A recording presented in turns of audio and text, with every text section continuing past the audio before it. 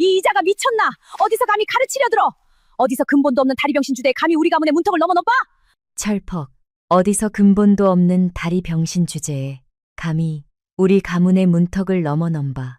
혼담을 의논하는 자리에 나온 예비 시어미 최씨 부인이 낮은 널판 수레에 앉은 사내의 얼굴에 차가운 우물물을 사정없이 끼얹었다. 두 다리가 없는 사내는 그저 조용히 눈을 감고 소매로 얼굴을 닦아냈을 뿐 아무 말도 하지 않았다.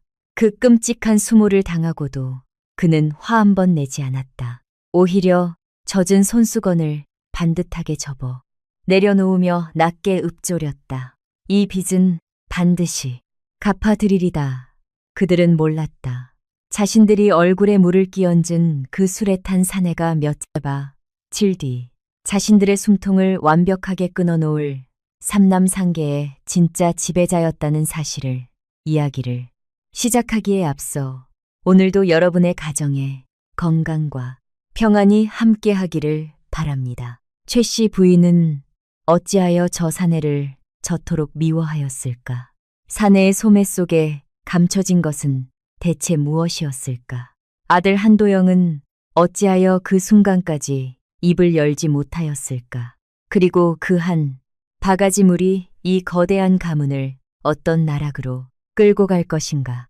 하지만 이 모든 일이 어찌하여 이 지경에 이르렀는지 알려면 이야기를 처음으로 되돌려야 한다.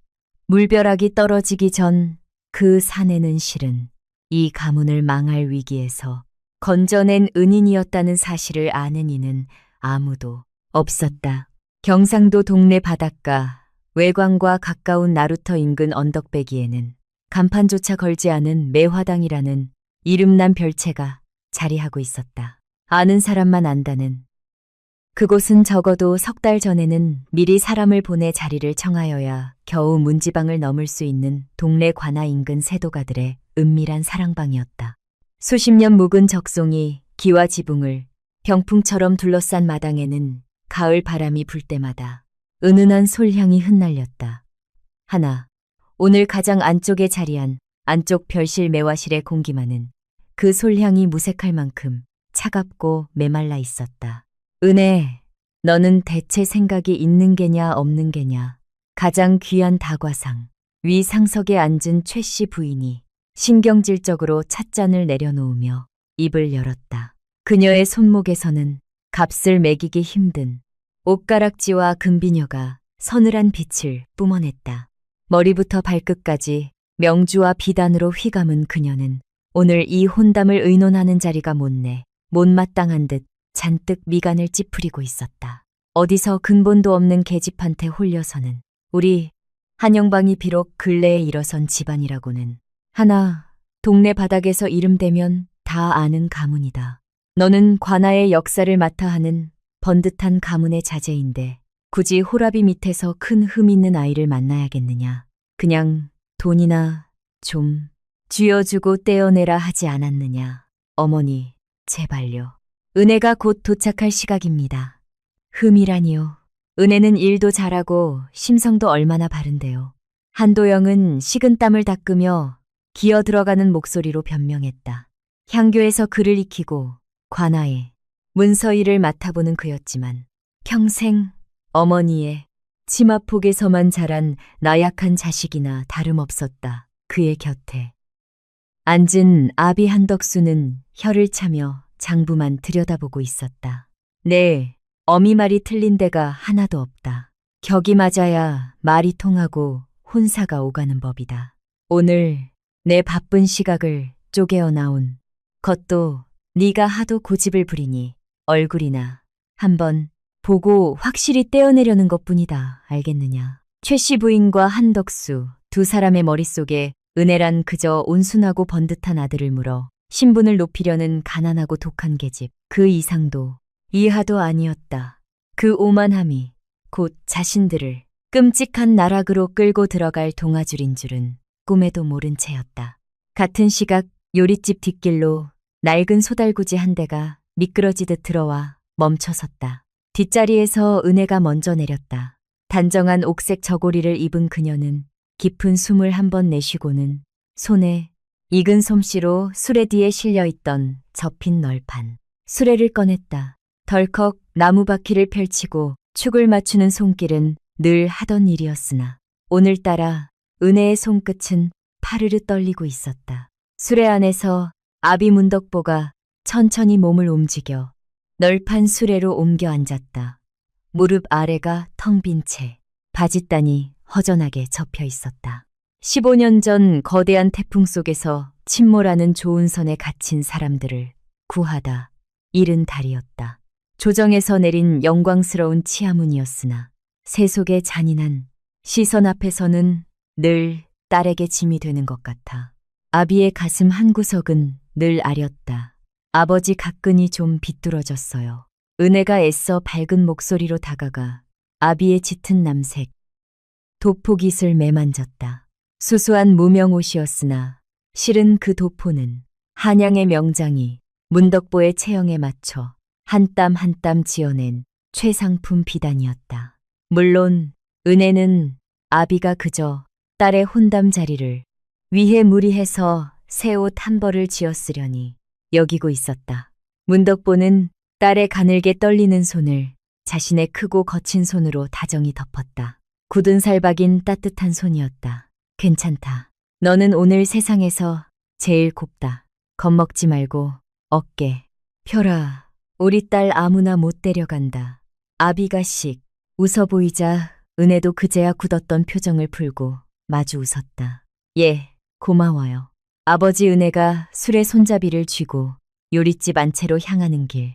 바퀴가 자갈밭을 지나 다듬어진 판석 위로 올라섰다. 평소라면 아름다웠을 고풍스러운 기와집의 풍경이 오늘따라 은혜에게는 거대한 성벽처럼 느껴졌다. 어서 오시지요. 매화실로 안내해 드리겠습니다. 곱게 한복을 차려입은 시비의 안내를 받아 복도 끝으로 향했다. 미닫이문 앞에 다다르자 은혜는 다시 한번 침을 꿀꺽 삼켰다. 드르륵 문이 열리고 차가운 냉기가 다과 향을 뚫고 훅 끼쳐왔다. 방 안 공기가 순간 얼어붙었다. 상석에 거만하게 앉아 입구 쪽을 노려보던 최 씨. 부인의 시선이 은혜의 얼굴을 지나 그 아래 문덕보가 앉은 널판 수레 바퀴에 닿았다. 그 순간 최 씨 부인의 얼굴에서 억지로 꾸며내던 알량한 미소마저 완전히 증발해버렸다. 등불이 팍 나가버린 듯 표정이 기괴하게 일그러졌다. 그녀는 자리에서 일어나기는커녕 턱을 치켜든 채 믿을 수 없다는 듯 날카로운 목소리를 뱉어냈다. 걔 그쪽이 모는애에 부친되는 사람 맞소. 그것은 인사가 아니었다. 명백한 경멸이자 선을 긋는 칼날이었다. 매서운 오만이 매화실 안을 가득 채우기 시작했다. 은혜, 아비가 맞냐고요. 그 한마디에 매화실 안의 시간은 거짓말처럼 멈춰버렸다. 최 씨 부인의 찢어질 듯 날카로운 목소리에는 당혹감보다 불쾌감이 훨씬 짙게 묻어 있었다. 그녀의 눈빛은 문덕보의 텅 빈 바짓단에 머문 채 노골적으로 경멸을 뿜어내고 있었다. 은혜는 술의 손잡이를 쥔 채 굳어버렸다. 심장이 쿵쿵 뛰다 못해 아려왔다. 세상에서 가장 존경하는 아비가 자신이 사랑한다. 믿었던 사내에 가문에게 이런 시선을 받아야 한다는 사실에 머릿속이 하얗게 전멸하는 것 같았다. 하나 문덕보는 조금도 흔들리지 않았다. 그는 딸의 손을 부드럽게 토닥인 뒤 널판 수레의 바퀴를 직접 굴려 상앞 빈자리로 다가갔다. 그리고 담담하되 묵직한 목소리로 고개를 숙였다. 반갑습니다. 은혜 아비 문덕보입니다. 정중한 인사였다 하나 최 씨 부인은 눈을 내리깐 채 대꾸조차 하지 않았다. 그녀는 보란 듯 코끝을 찡그리며 곁에 선 시비에게 손짓을 했다게 있느냐? 문 좀 열어라. 방에서 웬 병자 냄새 같은 것이 나서 입맛이 떨어지는구나. 명백한 모욕이었다. 은혜의 입술이 파르르 떨렸다. 당장이라도 소리치고 싶었으나 아비가 상아래로 은혜의 손목을 지그시 눌렀다. 참으라는 무언의 신호였다. 그때 한덕수가 헛기침을 하며 상위로 몸을 쓱 내밀었다. 그는 방금까지 보던 장부를 덮고는 거만한 표정으로 문덕보를 위아래로 훑어보았다. 뭐 사람 사는 일이 다 뜻대로 되는 것은 아니니 몸이 불편하신 것은 유감입니다만. 이보시오, 문서생. 우리도 바쁜 사람들이니 빙빙 돌리지 말고 본론부터 합시다. 우리 도영이하고는 격이 안 맞소. 아시지 않소. 격이라 하심은 거참 말귀를 못 알아들으시는군. 한덕수가 짜증스레 혀를 찼다. 우리 한영방은 지금 관아의 큰 역사를 쓸어 담으며 판을 키우는 재물이 넉넉한 가문이요. 며느리 자리에는 최소한 향교 훈장댁, 여식이나 관아 아전 집안 규수를 앉혀도 모자랄 판인데 어디서 근본도 없이 그것도 몸까지 성치 못한 호라비 밑에서 자란 아이를 들이라는 말이오. 나중에 우리 도영이 발목이나 안 잡으면 다행이지. 한덕수의 입에서 쏟아지는 말은 그야말로 날선 비수나 다름없었다. 최 씨 부인이 째끼를 박듯 비단 주머니에서 두툼한 봉투 하나를 꺼내 상 위로 미끄러뜨렸다. 스륵 봉투가 문덕보의 찻잔 앞에 멈췄다. 은혜가 우리 아들 만나면서 헛바람이 든 것은 알겠다만 이쯤에서 주제를 알고 물러서시게 인연을 끊는 대가로 노잣돈 삼아 은자오심 양을 넣었네. 자네들 형편에는 평생 만져보기도 힘든 큰돈일 터이니 이거 받고 조용히 인연을 끊으시게. 은혜의 눈에서 기어 이 눈물이 툭 떨어졌다. 분노와 수치심이 온몸을 휘감았다. 그녀는 고개를 돌려 한도영을 바라보았다. 제발, 제발 한마디만 해줘요. 우리 아버지한테 이러지 말라고, 내가 사랑하는 사람이라고 말해달라고 하나. 한도영은 시선을 피한 채 옷깃만 쥐어짜고 있었다. 어머니, 이건 너무 심하지 않습니까? 목이 잠긴 목소리로 중얼거릴 뿐 적극적으로 나서서 은혜와 그녀의 아비를 지켜내려는 태도는 눈곱만큼도 보이지 않았다. 그 비겁한 침묵이 은혜의 가슴을 산산조각 냈다. 바로 그때였다. 문덕보가 천천히 손을 뻗어 그 돈 봉투를 집어들었다. 최 씨 부인은 속으로 코웃음을 쳤다. 그럼 그렇지. 가난한 것들은 돈 냄새만 맡아도 꼬리를 내린다니까. 하나 문덕보는 봉투를 열어보지도 않은 채 최 씨 부인의 앞으로 다시 툭 던져버렸다.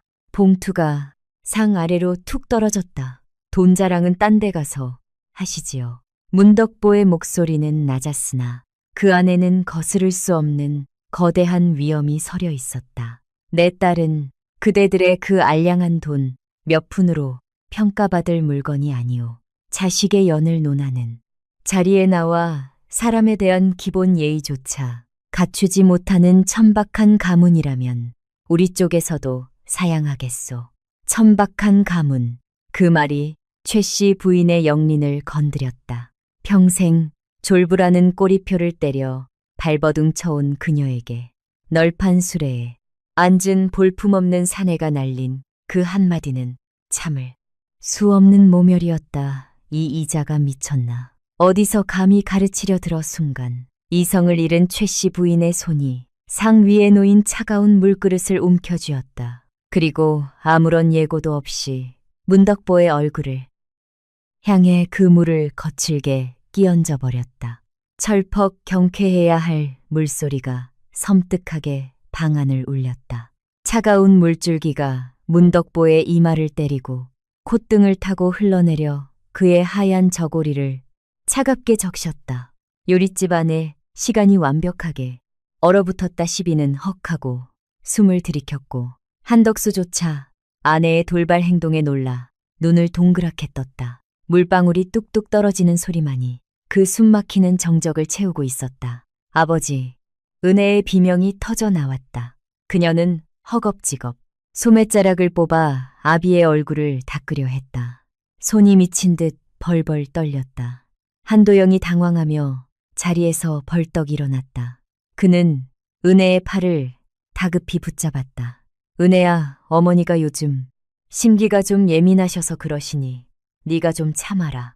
일단 진정하고 참아라. 이 지옥 같은 상황에서 심기가 예민해서 참으라니. 은혜는 벌레를 보듯 한도영의 손을 거칠게 뿌리쳤다. 내 몸에 손대지 마세요. 은혜의 목소리는 차갑게 식어 있었다. 더는 눈물도 나지 않았다. 그녀는 왼손, 넷째 손가락에 끼워져 있던 옷가락지를 빼냈다. 그리고 한도영의 얼굴을 향해 힘껏 던져버렸다. 도영 씨, 아니, 이제 도영 씨도 아니지요. 당신은 오늘 아무것도 하지 않았어요. 평생 어머니 치마폭에 숨어 못난 자식으로나 사세요. 비겁한 사람. 그 난장판 속에서도 문덕보는 조용히 두 눈을 감고 있었다. 분노로 몸을 떠는 것도 모멸감에 고개를 숙이는 것도 아니었다. 그는 그저 깊은 숨을 한번 들이마셨을 뿐이다. 놀라. 사색이 된 시비가 다급히 마른 수건을 가져와 내밀었다. 문덕보는 고맙네라고 작게 속삭인 뒤 수건을 받아들었다. 그는 서두르지 않았다. 아주 천천히 정갈한 동작으로 이마와 뺨에 흐르는 물기를 닦아냈다. 젖은 저고리 깃을 정돈하고 턱 밑에 맺힌 마지막 물방울까지 닦아낸 뒤 수건을 반듯하게 사각형으로 접어 상 한 구석에 조용히 올려두었다. 그 일련의 동작이 너무도 침착하고 깊이가 있어 오히려 물을 뿌린 최 씨 부인이 흠칫 뒷걸음질을 칠 정도였다.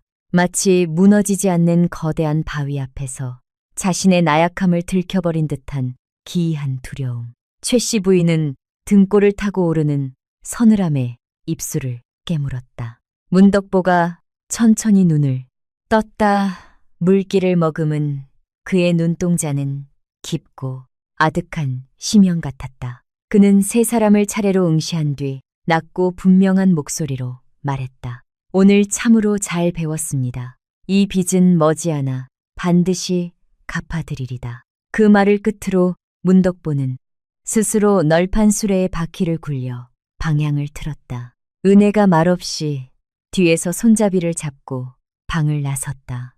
미닫이 문이 드르륵 닫히는 소리와 함께 그들은 미련 없이 매화당을 떠났다. 매화실 안에는 남겨진 세 사람의 찝찝한 숨소리만이 맴돌았다. 한덕수는 헛기침을 하며 떨어진 돈 봉투를 챙겼고 최 씨 부인은 괜스레 목소리를 높였다. 궁색한 것이 자존심은 있어서 잘 됐다. 이참에 저런 근본 없는 가문과 싹 인연을 끊은 줄 알아라. 하나 그들은 몰랐다. 방금 널판 수레를 타고 나간 그 사내가 삼남 일대의 조응과 전황을 거미줄처럼 장악한 천일상단의 진짜 도방주의자 한영방의 목줄을 쥐고 있는 상계의 지배자라는 사실을 파멸의 시각은 바닥에 떨어진 물이 마르기도 전에 이미 흐르기 시작했다. 매화당의 무거운 대문을 등지고 골목으로 빠져나오자 가을밤의 서늘한 공기가 훅 끼쳐왔다. 코끝을 맴도는 솔향이 오히려 은혜가 억눌러온 감정을 툭 건드리고 말았다. 자갈밭을 지나던 수레바퀴가 멈춰섰다. 더는 한 발자국도 내디딜 힘이 없다는 듯 은혜의 무릎이 바닥으로 꺾이고 말았다. 그녀는 차가운 판석 바닥에 주저앉아 두 손에 얼굴을 파묻었다. 소리내어 울지도 못했다. 그저 짐승처럼 앓는 소리만 입술 사이로 새어나왔다. 아비의 얼굴을 적시던 그 차가운 물, 사람을 벌레 보듯 하던 최 씨 부인의 경멸, 어린 눈빛, 그리고 끝까지 비겁했던 한도영의 침묵, 그 모든 파편이 은혜의 심장에 박혀 피를 흘리게 만들고 있었다. 무엇보다 은혜를 가장 미치게 만드는 것은 죄책감이었다. 평생 남을 위해 헌신하며 명예롭게 살아온 아비가 고작 딸의 정인 집안이라는 이유로 그런 더러운 모욕을 당해야 했다는 사실을 견딜 수가 없었다. 아버지, 죄송해요. 정말 죄송해요. 제가 눈이 멀어서, 제가 어리석어서 아버지가 그런 꼴을 겪게 했어요. 문덕보는 술에 굴대를 걸고 몸을 숙였다. 그는 바닥에 엎드려 우는 딸의 가녀린 어깨를 자신의 크고 따뜻한 두 손으로 감싸 안았다. 은혜야, 고개 들어라. 다정하되 단단한 목소리였다.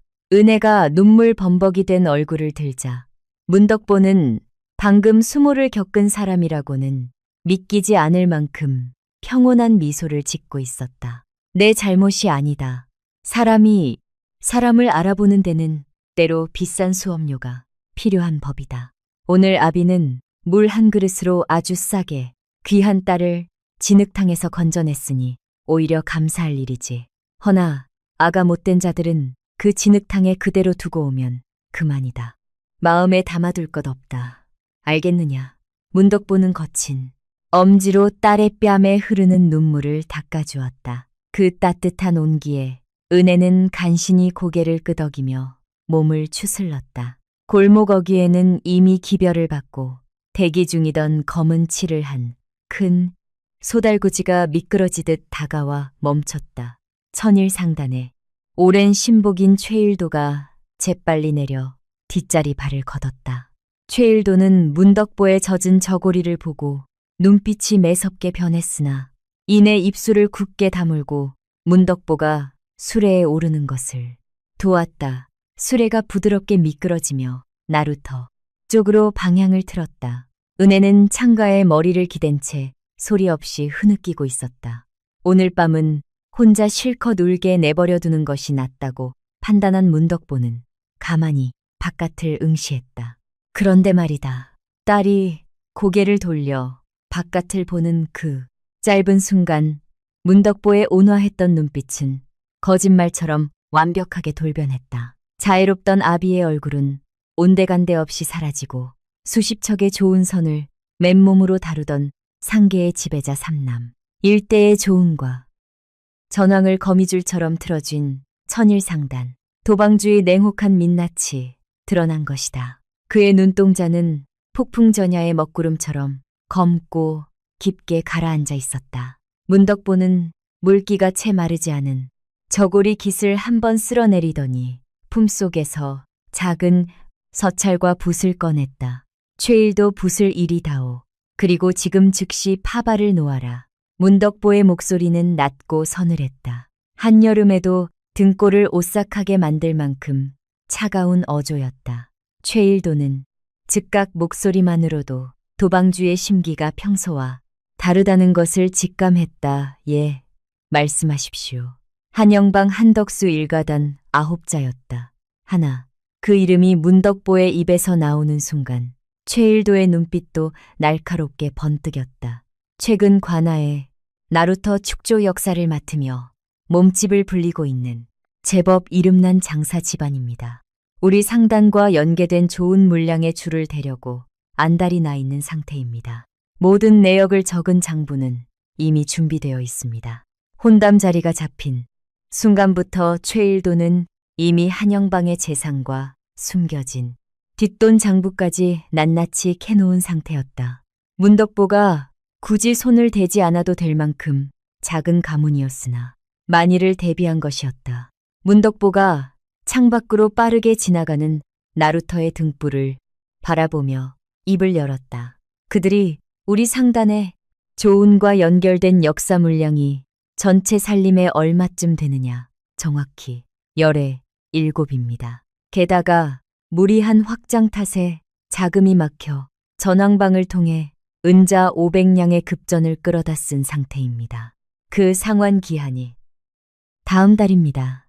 그런가? 문덕보는 손가락으로 수레벽을 톡톡 가볍게 두드렸다. 머릿속으로 이미 한영방의 해체 계획을 설계하고 있었다. 내일 아침 관련 행수들 전원을 소집하라. 알겠습니다. 지시는 어찌 내리시겠습니까? 문덕보의 눈가에 서늘한 호를 그리는 미소가 번졌다. 불법은 안 된다. 우리는 철저히 상도와 관례를 지키는 테두리 안에서만 움직인다. 한영방이 맡은 모든 역사와 자재 공급, 그리고 단계 때 돈줄까지 한날에 전부 끊어버려 숨통도 남기지 마라.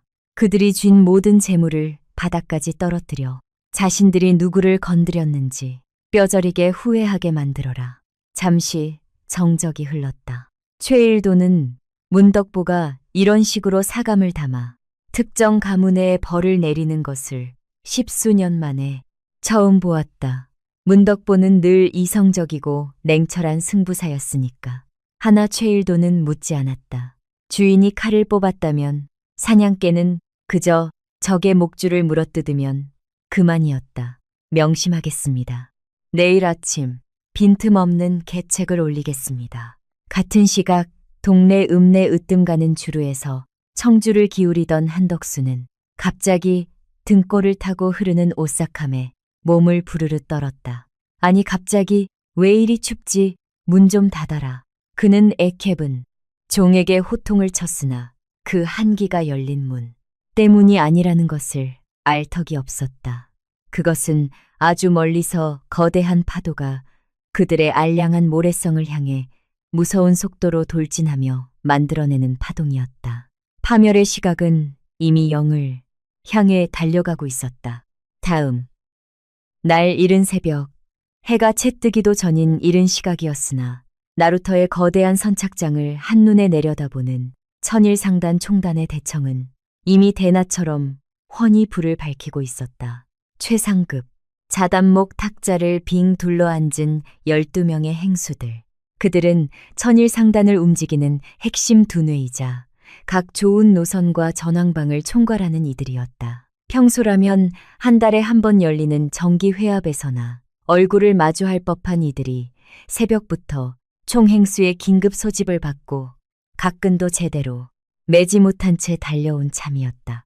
대청의 공기는 팽팽하게 당겨진 활시위 같았다. 누구 하나 헛기침조차 못하는 엄숙한 분위기 속에서 최일도가 서찰을 펼치자 벽면에 걸린 큰 지도, 위로 한 가문의 재산 목록과 거래처 관계를 그린 도표가 나타났다. 한영방 대행수, 한덕수, 최일도가 안경 대신 눈을 지그시 좁히며 입을 열었다. 그의 목소리에는 일말의 감정도 섞여 있지 않았다. 간단히 아뢰겠습니다. 손볼. 가문은 한영방 명하신 분은 도방주 어른이십니다. 도방주 어른이라는 세자에 자리한 행수들의 등줄기가 곤두섰다. 천일 상단에서 문덕보가 직접 특정 가문을 직접 지목하여 징계할 대상으로 삼은 것은 상단이 선일에 단 한 번도 없던 일이었다. 명은 단 하나입니다. 철저히 합법의 테두리 안에서 상도와 관례에 따라 이 가문의 숨통을 완벽하게 끊어놓는 것. 기한은 정확히 열나흘입니다. 재물을 맡은 행수가 마른 침을 꿀꺽 삼키며 손을 들었다. 총행수님, 한영방은 최근 나루터 축조 역사를 따내며 나름 돈이 도는 길을 만들고 있는 가문입니다. 열나흘 만에 무너뜨리려면 요처만 골라 찔러야 합니다만, 그래서 여러분을 부른 것입니다. 최일도가 지도를 짚었다. 붉은 줄들이 한영방을 중심으로 거미줄처럼 뻗어나가는 도표가 나타났다. 한영방 살림의 열에 일곱이 우리 상단, 산하 나루터 시설과 직간접으로 얽혀 있습니다. 첫째, 관아 발주 압박입니다. 오늘 오전 우리 상단의 모든 계열 및 협력 가문의 거래 신의와 행실을 다시 살피라는 영을 하달하십시오. 한영방이 역사를 맡을 자격 심사를 무기한 보류하고 진행 중인 계약은 규정 안에서 전면 재검토합니다. 법도를 맡은 행수가 고개를 끄덕이며 목간에 메모를 시작했다. 위약이 걸리지 않도록 공사법도와 납기 지연 조항을 철저히 물고 늘어지겠습니다. 좋습니다. 둘째, 최일도가 지도를 짚었다. 자재 공급을 끊는 것입니다. 한영방이 홀로 물건을 대기로 맺은 약조로 삼남 일대 석재와 목재 공급 가문, 우두머리들에게 기별을 넣으십시오.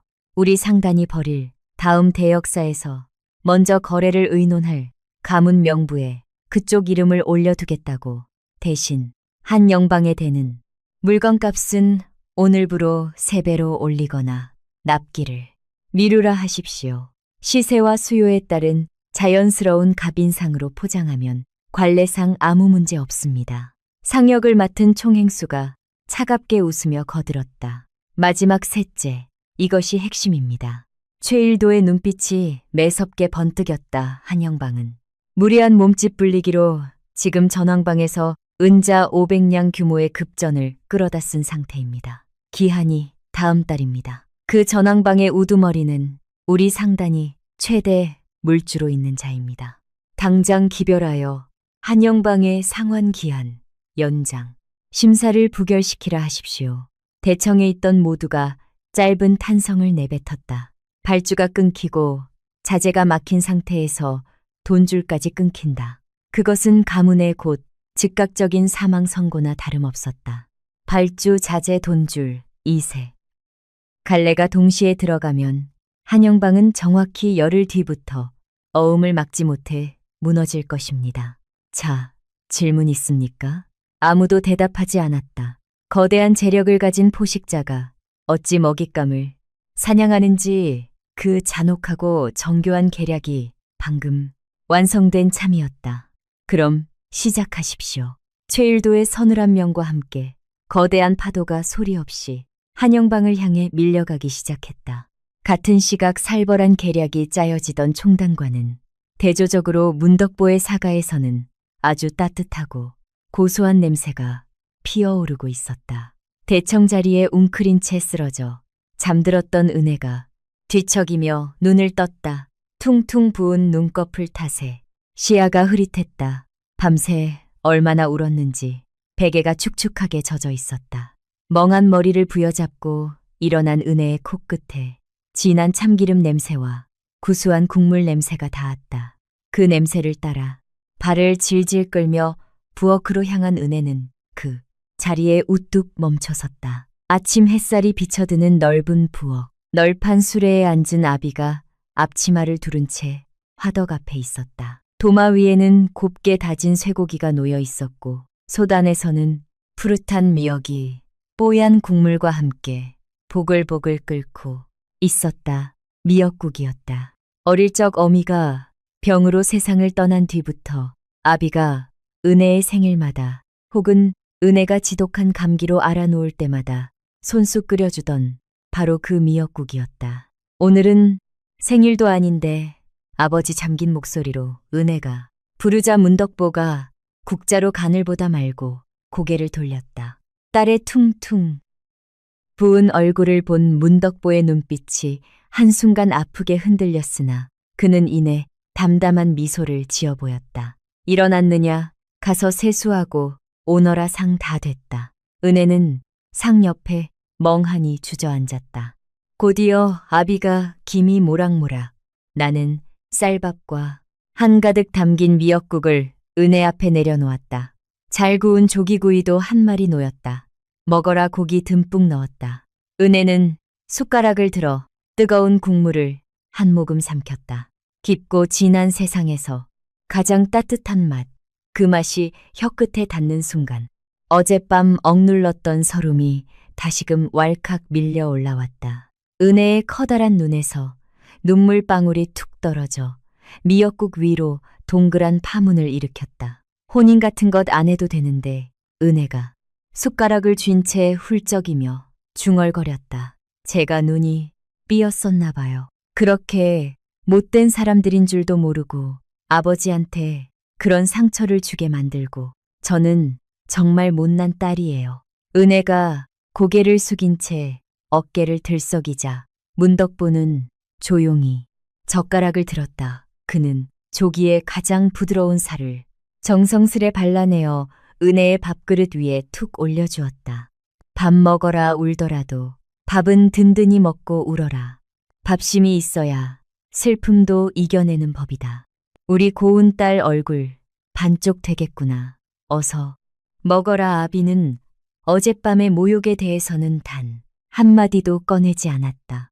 은혜 탓하지도 그 가문을 욕하지도 않았다. 그저 말없이 가시를 발라 숟가락에 생선살을 얹어줄 뿐이었다. 그 어설프고 묵묵한 위로가 그 어떤 백마디 말보다 은혜의 얼어붙은 마음을 따뜻하게 녹여주었다.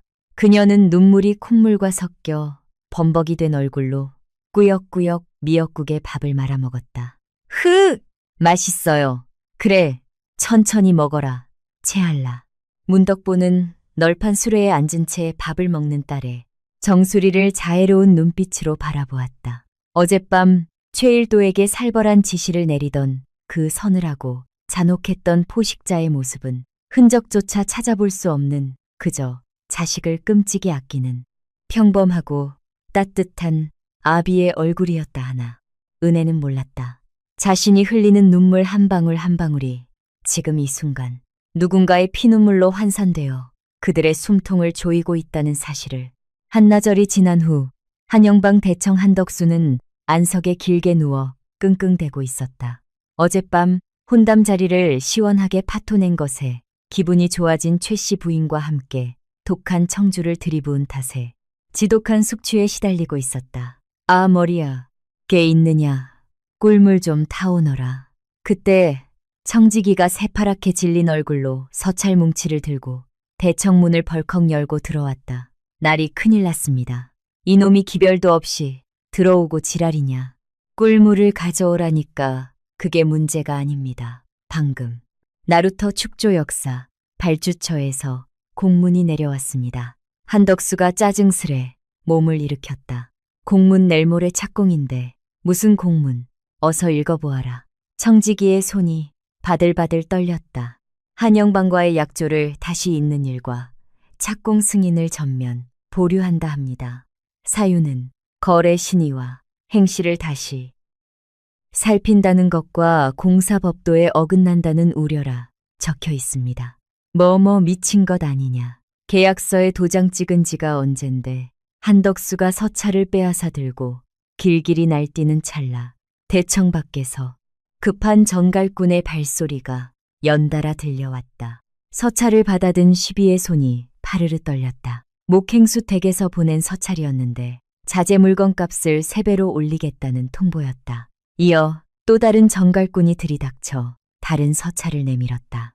시비의 얼굴이 이제는 백지장처럼 하얗게 겨냈다. 그 모습을 멍하니 바라보던 한덕수의 귓가로 어젯밤 매화당에서 문덕보가 남겼던 마지막 한마디가 환청처럼 울려 퍼졌다. 오늘 참으로 잘 배웠습니다. 이 빚은 머지않아 반드시 갚아드리리다. 한덕수는 마른 침을 삼켰다. 단순한 우연일까 아니면 뭔가 단단히 잘못되어 가고 있는 것일까. 그가 아직 사태의 심각함을 채 깨닫기도 전에 한영방 대청에는 흉보를 전하는 정갈꾼들이 미친 듯 연달아 들이닥치기 시작했다. 그것은 지옥에서 보내온 파멸의 전갈이었다. 한영방에 흉보가 빗발치던 바로 그 시각 최 씨 부인은 읍내에 위치한 자신의 가장 귀한 비단, 포목점에서 여유롭게 차를 즐기고 있었다. 마님 새로 들여온 당나라 비단인데만저 보시겠어요. 최 씨 부인은 단골 상객인 향교 훈장, 부인을 응대하며 특유의 교태 섞인 웃음을 흘렸다. 어젯밤 눈의 가시 같았던 은혜를 시원하게 쳐냈다는 생각에 그녀의 기분은 하늘을 찌를 듯 가벼웠다. 아유, 말도 마오. 우리 도영이가 하도 여려서 어디서 근본도 없는 다리 병신, 호라빈의 딸내미한테 홀려서는 어제 혼담을 의논하는 자리에서 내가 아주 물벼락을 쳐서 쫓아냈지. 뭐여, 어머나, 세상의 마님속이 다 시원하셨겠소. 그런 애들은 처음부터 싹을 팍 꺾어놔야 하오. 내 말이오. 어디 감히 우리 한영방 며느리 자리를 넘봐. 언감생심이지. 최 씨 부인이 찻잔을 들며 호호 웃는 순간 포목점 입구 쪽에서 웅성거리는 소리가 들려왔다. 점원 둘이 저작거리 쪽을 바라보며 사색이 되어 있었다. 아이고 마님, 이거 진짜 우리 마님 아니여. 맞소. 옷도 어제 입고 가신 그거잖소. 세상에 저 노인 다리도 없으신데 저렇게 물을 끼얹다니 미쳤나봐. 점원들의 수군거림을 눈치챈 최 씨 부인이 눈살을 찌푸리며 다가갔다. 너희들 일 안 하고 뭐 하느냐. 수군거리지 말고 가서 진열대나 정리해라. 마님, 저 이거 한번 보셔야 할 것 같습니다. 안주인이 덜덜 떨리는 손으로 저잣거리 쪽을 가리켰다. 그곳에는 늙은 판소리꾼 하나가 걸음을 멈춘 사람들 앞에서 익살스러운 가락에 얹어 소리를 뽑고 있었다. 어허, 세상 천지, 이런 인심 봤나. 다리 없는 노인네 얼굴에다 냉수를 끼얹으니 그 며느리 될 뻔한 부잣집 안주인 인정머리는 대체 어디로 갔단 말이더냐. 매화당 뒷방에서 몰래 이를 지켜보던 옆방 손님이 소문을 흘렸고 그 이야기는 삽시간에 나루터의 짐꾼들과 저작거리를 오가는 보부상들의 입을 타고 퍼져나갔다. 처음에는 동네 안악들의 우물가 이야기였던 것이 지나가는 이야기꾼과 각설이패의 흥밋거리로 각색되어 인근 고을 저작거리까지 파도처럼 번져나간 것이었다. 소문은 너무나도 생생했다. 최 씨 부인의 표독스러운 얼굴 얼음처럼 차가운 물이 문덕보의 얼굴을 강타하는 순간에 끔찍한 장면, 은혜의 비명과 파혼을 선언하며 가락지를 내던지는 통쾌한 장면까지 무엇보다 사람들의 마음을 사로잡은 것은 바로 문덕보의 태도였다. 얼굴에 물을 뒤집어 쓰고도 한 치의 흔들림 없이 조용히 수건으로 얼굴을 닦아내는 그 압도적인 평정심, 서두르지 않고 수건을 반듯하게 접어 상 가장자리에 올려놓는 그 고결한 동작은 오히려 무너뜨리려 했던 최 씨 부인의 천박함을 극명하게 대비시키며 사람들의 분노에 불을 지폈다. 모욕당한 사람의 태도가 저리 단단하니 모욕한 사람의 바닥이 되레 훤히 들여다보인다. 어느 저작거리 안악이 남긴 말이 두고두고 회자되었다. 소문은 나흘 만에 이웃 고을 대여섯 곳까지 번지며 온 삼남 지방을 뒤집어 놓았다. 저작거리마다 최 씨 부인과 한영방을 향한 분노의 목소리가 도배되었고 그 가문의 내력을 캐묻는 이들까지 생겨났다. 이게 뭐여? 누가 감히 내 허락도 없이 이런 소리를 지어서 퍼뜨려 최 씨 부인의 얼굴이 불끄락 부르락 달아올랐다. 그녀는 빽 소리를 지르며 손에 든 찻잔을 바닥에 내동댕이 쳤다. 와장창 잔이 산산조각 났으나 분노는 가라앉지 않았다. 훈장 부인은 헛기침을 하며 서둘러 보퉁이를 챙겨 들었다. 어머마님, 저 급한 일이 있어서 먼저 가보겠소. 비단은 다음에 다시 오리다. 그녀는 도망치듯 포목점을 빠져나갔다. 마님, 포목점 앞에 사람들이 손가락질하며 몰려들고 있습니다. 벌써 발길이 뚝 끊겼습니다. 점원의 다급한 보고에 최 씨 부인은 코웃음을 쳤다. 이것들이 미쳤나야. 당장 관아의 기별에서 허물을 꾸며 퍼뜨린 죄로 다 잡아들이게 하여라. 아주 속전으로 혼쭐을 내줄 테니. 그녀는 특유의 오만함으로 이 사태를 그저 배 아픈 서민들의 시샘 정도로 치부했다. 소문이야 며칠 지나면 금방 잦아들 것이라 믿었던 것이다. 하나 사람들의 분노는 그녀의 알량한 포목점 매상에만 머물지 않았다. 같은 날 오후 한영방 안팎으로 사람들의 발길과 문의가 끊이지 않았다. 평소라면 역사 진행이나 납기를 묻는 협력 가문들의 서찰이었겠으나 이번엔 달랐다. 저작거리에 도는 그 물벼락 소문, 진짜 한영방 안주인 맞소. 우리 가게가 한영방과 거래한다고 소문나서 손님 다 떨어지게 생겼소. 거래 당장 끊읍시다. 협력 가문뿐만이 아니었다. 그날 오후 청지기가 서찰을 들고 뛰어들며 아때로 한영방의 가장 큰 밥줄이었던 나루터 축조 역사가 전면 보류 처분을 받았다. 오후 늦게는 한영방이 홀로 물건을 대기로 맺은 약조를 지켜오던 삼남 최대 목재 공급 가문에서 공문이 날아왔다. 근래 목재값 상승 및 저희 내부 사정으로 인하여 내일부로 귀가에 납품하는 자재 물건값을 3배로 올리거나 납품을 무기한 중단하겠습니다. 한덕수는 대청 안석에서 벌떡 일어나 머리를 쥐어뜯었다. 이게 말이 되느냐. 계약 위반으로 당장 관아에 소를 걸어버려라. 날이 소로 가면 우리가 집니다. 계약 문서, 특약 조항에 공급자의 중대한 사정 발생 시 값을 다시 협의할 수 있다 명시되어 있는데 저쪽에서 지금 그걸 물고 늘어지는 것입니다. 게다가 발주처 계약 보류도 소문 사태로 인한 신뢰 점검이라는 정당한 명분을 내세우고 있어 우리가 꼼짝없이 당하게 생겼습니다. 재물을 맡은 행수가 눈앞이 캄캄해진 얼굴로 아뢰었다. 그럼 다른 데를 뚫어라 목재 파는 데가 거기 한 곳뿐이냐? 한 곳이 아닙니다. 날이 재물을 맡은 행수가 절망적인 목소리로 덧붙였다. 석재며 기와며 심지어 인부들 밥을 대던 가게까지 줄줄이 계약 취소나 갑 인상을 통보해오고 있습니다. 이는 마치 누군가 위에서 완벽히 통제하고 지시하는 듯 모든 가문이 약속이나 한 듯 동시에 움직이고 있는 것입니다. 우연이라 보기엔 너무 정밀합니다. 한덕수의 이마에서 식은땀이 흘러내렸다. 한 곳이 흔들린다면 그럴 수 있다. 치지만 사방의 숨통이 동시에 조여드는 이 상황은 누군가 작정하고 손보는 것이 분명했다. 누군가 보이지 않는 거대한 손이 자신들의 목을 쥐고 천천히 숨통을 끊고 있다는 섬뜩한 예감이 한덕수의 척추를 타고 흘렀다. 그리고 다음 날 아침 진정한 사형 선고가 한영방에 내려졌다. 주 거래처였던 전황방에서 기별이 온 것이다. 한영방이 무리한 확장으로 끌어다 쓴 은자 500량 규모의 급전, 그 상환, 기한, 연장 심사가 부결되었다는 통보였다. 날이 송구합니다. 전주들과 행수들이 돈을 더 빌려줄지 의논한 결과 상환 기한 연장이 불가하게 되었습니다. 근래 가문 신뢰가 훼손되고 돈줄이 막혀 살림이 기울어 상환치 못할 위험이 너무 크다는 판단입니다.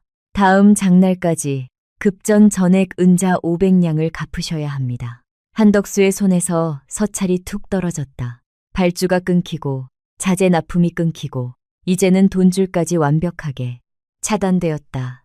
은자 500량, 평소라면 이리저리 돌려서라도 마련했겠으나 지금 자금줄이 완전히 말라버린 상태에서 그 큰 돈을 열흘 만에 구할 방법은 세상 어디에도 없었다. 사방이 벽으로 막힌 완벽한 밀실이었다. 그날 밤 한덕수는 자신의 화려한 저택 대청에서 미친 사람처럼 사람을 보내 여기저기 기별을 넣고 있었다. 김대감 나 한행수요. 지난번 벼슬길에 힘을 보태며 재물을 내어드린 일을 잊으셨소. 한 번만 다리 좀 놓아주시오. 어이쿠 한행수나 지금 회합 중이라 길게 말 못하오. 그만 끊습니다. 이 대감 나요 한덕수요. 우리 그동안 형 아우 하던 사이 아니요. 자금 좀 융통해 주시면 이자 2배로 쳐서 갚을 터이니 제발 한 번만 한행수.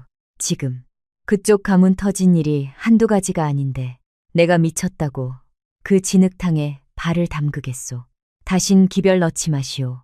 수십 곳에 사람을 보냈으나 돌아오는 것은 냉랭한 거절뿐이었다. 평소 술자리에서 호형호재하며 어울리던 세도가들은 약속이라도 한 뜻 일제히 한덕수를 피하거나 매몰차게 끊어버렸다. 한덕수는 그제야 뼈저리게 느꼈다. 자신이 평생 바쳐 쌓아왔다고 믿었던 그 알량한 인맥과 관계들이 사실은 돈과 지위라는 모래성 위에 위태롭게 얹혀있던 신기루에 불과했다는 것을 여보, 우리 이제 어찌하오. 최 씨 부인이 헝클어진 머리를 한 채 다가와 한덕수의 소매자락을 붙잡았다.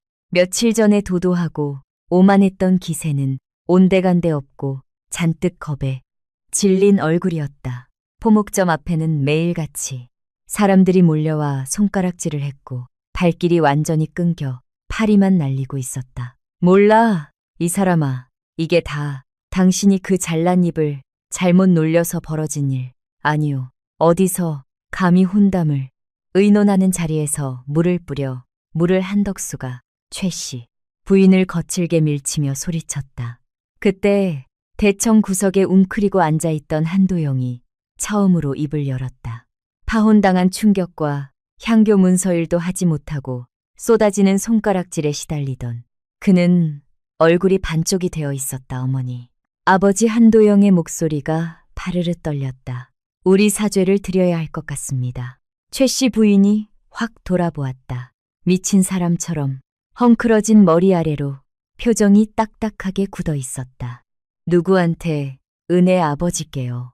우리 진짜 큰 잘못을 저지른 것입니다. 그분께 가서 무릎이라도 꿇고 싹싹 빌어요. 그럼 은혜가 혹시 용서해 줄지도 모르지 않습니까? 잠깐의 무거운 침묵이 대청을 맴돌았다. 그리고 최 씨 부인이 날카롭게 쏘아붙였다. 우리가 왜? 우리가 근본도 없는 다리 병신, 호라비한테 왜 무릎을 꿇어 겨우 저작거리 뜬 소문 하나 때문에 우리 가문이 망할 것 같으냐. 어림없는 소리 하지 마라. 최 씨 부인은 끝까지 자신의 잘못을 인정하지 않았다. 그녀의 알량한 자존심은 벼랑 끝에 매달려 있으면서도 여전히 남을 짓밟으려 하고 있었다. 한도영은 멍하니 입을 열었다가 다시 닫아버렸다. 평생 어미의 뜻대로만 살아온 그는 이 거대한 파멸 앞에서도 스스로 무언가를 결단할 용기조차 없는 나약한 사람이었다. 그때 한덕수의 뇌리를 스치는 한 가지 생각이 있었다. 잠깐 그래. 아직 마지막 수가 하나 남았다. 한덕수의 눈에 광기 어린 희망의 빛이 스쳤다. 우리 한영방의 숨통을 조이고 있는 발주처며 자제 가문이며 전왕방까지 이 모든 곳에 막강한 영향을 미칠 수 있는 단 한 사람. 삼남일대 조은과 전왕의 진짜 주인이자 상계의 황제 천일상단의 도방주를 만나는 것이다. 그게 누구요? 최 씨 부인이 물었다. 나도 얼굴은 한 번도 본 적 없소. 워낙 은둔하여 활동하는 거물이라 상계에서도 그 정체를 아는 이가 거의 없소 하나. 그자가 우리 한영방의 역사줄 상당 부분을 쥐고 있소. 그 한 사람만 설득하여 우리 편으로 만들면 지금 이 모든 사태를 단번에 뒤집을 수 있소. 한덕수는 지푸라기라도 잡는 심정으로 외쳤다. 그래, 내일 당장 총단으로 쳐들어간다. 그 도방주 앞에 무릎을 꿇어서라도 어떻게든 숨통을 트이게 만들겠다. 세 사람은 그렇게 신기루 같은 희망을 품었다. 그들이 만나고자 하는 그 거대한 상계의 지배자가 자신들이 며칠 전 차가운 물을 끼얹으며 벌레 취급했던 바로 그 널판 수레의 산에 은혜의 아비문덕보라는 사실은 꿈에도 상상하지 못한 채였다. 파멸을 향한 마지막 문이 서서히 열리고 있었다. 가산이 거덜나기까지 남은 시각은 단 사흘. 한덕수는 피가 마르는 수소문 끝에 지금 이 모든 사태를 단번에 해결해 줄 수 있는 유일한 인물이 천일상단의 은둔한 도방주라는 사실을 알아냈다. 삼남일대 조은과 전황을 거미줄처럼 지배하는 상계의 황제, 한영방의 숨통을 조이고 있는 전황방의 급전상환, 거부, 나루터 역사, 보류, 심지어 자제 가문들의 배척까지 이 모든 거대한 흐름의 배후에 천일상단의 뜻이 작용하고 있다는 소문을 입수한 것이다. 그래, 그 도방주가 고개만 한번 끄덕여준다면 이 나락에서 벗어날 수 있다. 한덕수의 눈에는 핏발이 서 있었다. 최 씨 부인 역시 며칠 전에 오만함은 온데간데 없이 화장기 없는 파리한 얼굴이었고 매일 쏟아지는 손가락질과 파혼의 충격으로 어리나간 한도영도 함께였다. 세 사람은 지푸라기라도 잡는 심정으로 총단이 우뚝 선 나루터 큰 저작거리로 향했다. 하나, 상계, 으뜸 가는 거대 상단에 심장부가 한낱 지방의 제법 이름난 장사 집안, 식솔에게 호락호락 문을 열어줄 리 만무했다. 송구합니다만 도방주 어른과의 면담은 사전 기별 없이는 절대 불가합니다. 돌아가십시오. 총단 정문안 문지기가 단호하게 선을 그었다. 이보시오. 내가 누군지 아시오. 한영방 한덕수요. 도방주 어른 곁에 기별 한 통만 넣어주시오. 급한 사정이 걸린 일이라고 한덕수가 언성을 높이며 명패를 들이밀었으나 문지기는 명패를 받지도 않은 채 냉정하게 거절했다. 이곳은 하루에도 수십 명의 가문 어른들이 기별 없이 찾아왔다. 돌아가시는 곳입니다. 정해진 법도를 밟아오십시오. 아, 진짜 사람 하나 살려달라는데. 한덕수가 실랑이를 버리려 하자 곁에 있던 최 씨 부인이 다급히 그의 팔을 끌어당겼다. 여보, 참아요. 여기서 소란 피우면 끝이에요. 최 씨 부인은 덜덜 떨리는 손으로 문지기에게 다가가 허리를 굽혔다. 평생 남에게 머리 한번 숙여본 적 없는 그녀였으나 지금은 체면을 따질 때가 아니었다. 여보시게, 젊은이 우리가 너무 절박해서 그러네. 도방주 어른 나오실 때 문간에서 잠깐 얼굴이라도 뵙게 해주면 안 되겠나? 응, 부탁 좀 하겠네. 하나, 천일 상단의 규율은 철통 같았다. 도방주가 드나드는 별문과 별당이 따로 있어. 정문에서는 도방주의 그림자조차 볼 수 없다는 것이 문지기의 설명이었다. 결국 세 사람은 총단 정문 옆 대기소 봉당에 짐을 풀었다. 만나주실 때까지 여기서 한 발자국도 안 나가겠소. 한덕수가 억지를 부렸다. 그렇게 그들이 문 앞에서 버티며 기다리는 처절하고도 우스꽝스러운 나날이 시작되었다. 첫날, 한덕수는 팔짱을 낀 채 봉당에 앉아 굳은 표정으로 문을 노려보았다. 최 씨, 부인은 수시로 뒷간을 들락거리며 부은 눈을 달랬고 한도영은 근처 저잣거리에서 주먹밥을 사다 나르며 부모의 눈치만 살폈다. 지나가는 상단 사람들의 수군거림과 경멸 어린 시선이 그들의 온몸에 꽂혔으나 버텨야만 했다. 둘째 날 씻지도 못한 세 사람의 몰골은 말이 아니었다. 최 씨 부인의 비단 저고리는 구겨질 대로 구겨졌고 한덕수의 턱에는 덥수룩하게 수염이 자라올랐다. 아버지, 우리 그냥 갑시다. 어차피 안 만나주실 것 같은데. 한도영이 기어들어가는 목소리로 애원했으나 한덕수는 아들의 정강이를 걷어차며 소리쳤다. 닥쳐라. 여기서 나가면 우리는 당장 길바닥에 나앉는 것이다. 내 놈이 그 잘난 계집 하나 간수 못해서 이 사달이 난 것 아니냐. 최 씨 부인마저 소리 없이 흐느끼기 시작했다. 나흘이 지났다. 한영방의 어음상환 기한이 하루 앞으로 다가온 밤, 봉당에 웅크려 선잠을 자던 세 사람에게 기적처럼 총단의 수석 집사가 다가왔다. 한덕수 날이 되십니까? 한덕수가 벌떡 몸을 일으켰다. 예, 제가 한덕수입니다. 내일 아침 진시 도방주 어른께서 잠시 만나주시겠다 하십니다. 늦지 않게 별당으로 올라오십시오. 집사의 차가운 통보에 세 사람은 서로를 끌어안고 오열했다. 드디어 살 길이 열렸다는 썩은 동아줄이라도 잡았다는 안도감 때문이었다. 다음 날 아침 진시 세 사람은 안내를 받아 총단 가장 깊은 곳 별당으로 향하는 회랑을 걸었다. 회랑 끝사람, 키의 2배는 되어 보이는 거대한 양쪽 여다지문 집사가 부드럽게 문을 열고 한 걸음 물러섰다. 드시지요. 도방주 어른께서 기다리고 계십니다. 한덕수가 침을 꿀꺽 삼키며 덜덜 떨리는 손으로 문지방을 넘었다. 문 너머로 펼쳐진 공간은 압도적이었다. 벽면 한쪽이 통으로 트인 창을 통해 나루터의 배들과 굽이치는 강, 그리고 저 멀리 첩첩이 솟은 산줄기가 한눈에 내려다 보였다. 그 거대한 창을 등지고 방 한가운데 놓인 화려한 자단목 서안, 그리고 그 뒤로 누군가 보료 위에 깊숙이 앉아 등을 보인 채 바깥을 응시하고 있었다. 한덕수는 아직 도방주의 얼굴조차 보지 못한 채 바닥에 엎드리듯 허리를 깊이 숙였다도 도방주 어른 한영방 한덕수입니다.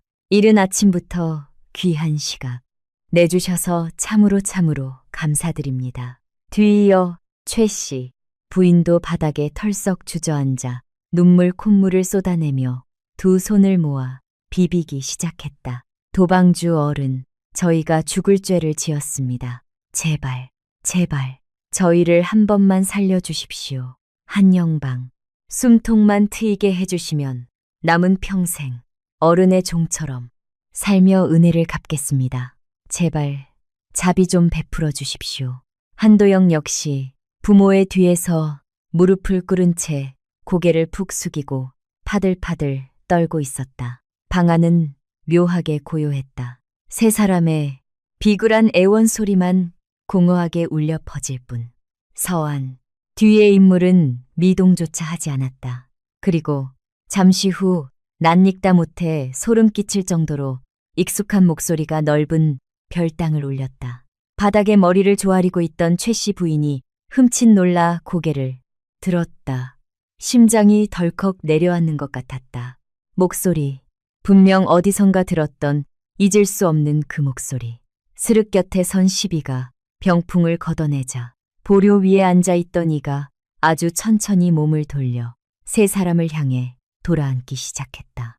마침내 의자가 완전히 돌아서고 역광 속에 가려져 있던 도방주의 얼굴이 선명하게 드러난 순간 최 씨 부인의 입에서 억눌린 비명이 터져 나왔다. 그녀의 두 눈동자가 찢어질 듯 커졌고 얼굴의 핏기가 순식간에 증발해버리며 완벽한 백지장처럼 하얗게 질렸다. 이럴 수가. 한덕수 역시 천천히 고개를 들었다가 호흡이 돋는 듯한 충격에 휩싸여 그 자리에 돌처럼 굳어버렸다. 무릎을 꿇고 있던 한도영은 너무 놀란 나머지 바닥에 엉덩방아를 떼푸며 뒤로 낮아빠지고 말았다. 은의 아버지. 한도영의 입술이 파르르 떨리며 믿을 수 없는 현실을 토해냈다. 보료 위에 앉아있는 그 사람, 수천 냥의 재물을 굴리며 삼남상계를 뒤흔드는 지배자, 자신들의 숨통을 틀어쥐고 단 며칠 만에 한영방을 파멸의 구렁텅이로 몰아넣은 거대한 상계의 지배자. 그는 바로 며칠 전 허름한 널판 수레를 타고 매화당의 문을 열고 들어왔던 사내 최 씨 부인이 짐승만도 못하게 취급하며 얼굴에 차가운 물을 끼얹었던 바로 그 사내 은혜의 아비 문덕보였다. 문덕보는 오늘 허름한 무명옷이 아닌 그의 위엄에 걸맞은 완벽한 짙은 남색 비단 도포를 입고 있었다. 가슴에 매인 천일 상단의 금빛 인장이 서늘하게 빛나고 있었다. 그는 아무런 감정도 읽을 수 없는 깊고 차가운 눈빛으로 바닥에 널브러진 세 사람을 내려다보고 있었다. 분노도 조롱도 연민도 없는 그저 바닥을 기는 벌레를 관찰하는 듯한 무심한 시선. 최 씨 부인이 사시나무 떨듯 온몸을 떨며 뒷걸음질을 쳤다. 아니야. 말도 안 돼. 당신이 어찌 천일상단에. 그녀의 머릿속이 산산조각이 났다. 자신이 그토록 혐오하고 짓밟던 가난하고 근본 없는 다리 병신이라 굳게 믿었던 그 사내가 실은 자신들의 생사를 쥔 존재였다는 끔찍한 진실. 어젯밤 대청에서 자신이 내뱉었던 말이 환청처럼 귓가를 때렸다. 근본도 없는 다리, 병신 호라비한테 왜 무릎을 꿇어? 우리가 왜? 그리고 지금 그녀는 세상에서 가장 비참한 꼴로 그 사내의 발치에 엎드려 자비를 구걸하고 있었다. 완벽하고도 소름 끼치는 인과응보의 지옥도가 펼쳐지는 순간이었다. 문덕보가 서한 위로 손을 모은 채 느릿하고 묵직한 목소리로 입을 열었다. 며칠 만에 뵙습니다. 한영방, 한덕수, 나리. 그리고 최 씨 부인 그 한마디에 세 사람의 영혼은 완벽하게 붕괴하기 시작했다. 며칠 만에 뵙습니다. 한영방, 한덕수, 나리. 그리고 최 씨 부인 문덕보의 입술을 타고 흘러나온 그 건조한 인사말에 최 씨 부인의 턱이 덜덜 떨리기 시작했다. 그녀는 바닥에 주저앉은 채 두 손으로 마룻바닥을 쥐어뜯듯 움켜쥐었다. 눈앞의 현실을 도저히 믿을 수 없었다. 아니, 믿고 싶지 않았다. 이럴 수가. 당신이 어찌. 천일상단이. 그녀의 목소리는 형편없이 갈라져 있었다. 며칠 전 그 별채에서 눈을 치켜뜨고 모욕을 퍼붓던 그 표독스러운 안주인은 온데간데 없고 그저 거대한 포식자 앞에서 공포에 질린 늙은 쥐새끼에 불과했다. 문덕보가 은혜의 압이라는 사실, 그것은 단순히 사람을 잘못 건드렸다는 수준의 절망이 아니었다.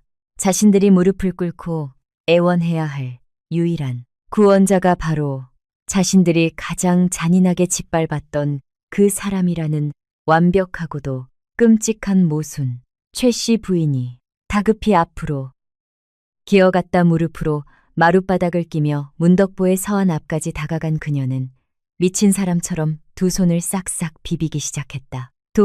도방주 어른 정말 몰랐습니다. 정말 몰랐어요. 도방주인 줄 알았더라면 제가 감히 어찌 그런 짓을 했겠습니까? 제가 눈이 멀어서, 제가 미쳐서 그랬습니다. 제발 한 번만 용서해 주십시오. 눈물과 콧물이 뒤범벅된 최 씨 부인의 애원 하나, 문덕보의 표정에는 일말의 동요조차 없었다. 그는 서한 위에 깍지 낀 손을 올려놓은 채의 서늘한 눈으로 그녀를 내려다보며 말했다. 몰라서 그랬다는 변명은 접어두시지요. 그 말이 부인의 천박함을 더욱 증명할 뿐이니 부인은 내가 천일상단 도방주인 줄 알았다면 굽실거리며 바닥을 기었겠지. 하나, 그저 다리 없는 가난한 호라비인 줄 알았기에 얼굴에 물을 끼얹은 것이요. 사람을 대하는 태도가 상대의 재물 두께에 따라 달라진다면 부인은 가문의 안주인도 한 사람의 어미도 될 자격이 없는 그저 껍데기일 뿐이요. 문덕보의 날카로운 일갈의 최 씨 부인의 입이 턱 막혔다. 단 한마디도 반박할 수 없는 너무나 정확한 사실이었기 때문이다. 그녀는 숨조차 제대로 쉬지 못한 채 바닥에 엎드려 추축거리며 흐느끼기 시작했다. 그때 한도영이 파들파들 떨리는 몸을 일으켜 무릎을 꿇은 채 앞으로 나섰다. 어르신, 저 도영입니다. 은혜가 저를 얼마나 아꼈는지 아시지 않습니까? 은혜에게 한 번만 기별하게 해주십시오. 제가 은혜에게 무릎 꿇고 빌면 내 딸의 이름을 입에 올리지 마라. 문덕보의 목소리가 벼락처럼 별땅을 울렸다. 조금 전까지 무심하던 그의 눈빛에 처음으로 섬뜩한 분노의 불꽃이 일었다. 혼담 자리에서 내 딸이 모욕당할 때 너는 침묵했다. 비겁하게 어미 치마폭 뒤에 숨어 내 딸의 눈물을 모른 척했지. 너는 사내가 아니다. 그저 이 탐욕스러운 부모가 만들어낸 것만 번듯할 뿐 속은 텅 빈 못난 자식일 뿐이다. 한도영은 뺨을 얻어맞은 사람처럼 고개를 푹 숙였다. 수치심과 두려움이 뒤섞여 옷깃이 축축이 젖는 것조차 깨닫지 못했다. 문덕보의 시선이 이제 넉나간 채 바닥에 굳어있는 한덕수를 향했다. 한덕수는 식은땀을 비오듯 쏟으며 숨만 헐떡이고 있었다. 한덕수, 나리 예예, 도방주, 어른 그대는 나를 전혀 기억하지 못하는 모양이오. 한덕수가 멍한 눈으로 고개를 들었다. 기억이라니, 저렇듯 거대한 인물을 내가 만난 적이 있었던가. 혼담 자리 말고 옛적에 접점이 있었다면 내가 모를 리가 없는데.